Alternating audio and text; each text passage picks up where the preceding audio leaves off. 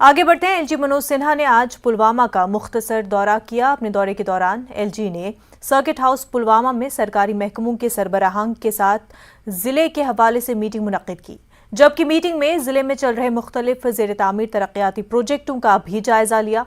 LG ने इस मौके पर कॉमन सर्विस सेंटर जैसी मोबाइल वैन को भी हरी झंडी दिखाई, जबकि 20 के करीब तामीराती प्रोजेक्टों का इफ्तिताह किया गया। और इस मौके पर एलजी ने अफसरान पर जोर दिया कि मौसम सरमा के हवाले से तमाम इंतजामात को मुकम्मल किया जाए।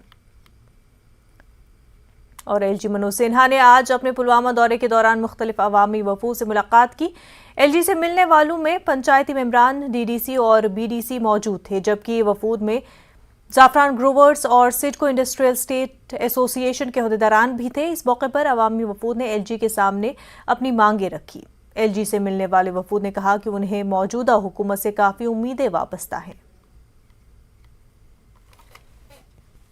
एलजी साहब यहाँ पे काम कर रहे हैं तो लोगों को एक्सपेक्टेशन बहुत ज़्यादा है, और आज हम कुछ पीआरआई उनको मिले हैं और हमने कुछ डिमांड्स रखी है, और हमको आश्वासन दिया गया है कि आपकी डिमांड्स को जल्द अज जल्द पूरा किया जाए।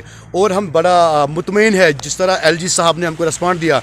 हम बहुत खुश है कि एलजी साहब यहाँ पे आए और हमारे जो मामला उसने सुने और बड़े अच्छे से सुने। हमारी जो पहाड़ी तबके की जो खासकर फॉरेस्ट रेट का मसला था, जो हमारा इन पे इम्प्लीमेंट होने की ज़रूरत है, वो मैंने एलजी साहब की नोटिस में लाए तो उसने आश्वासन दिलाया कि इंशाल्लाह ये तो हो जाएगा सारा काम।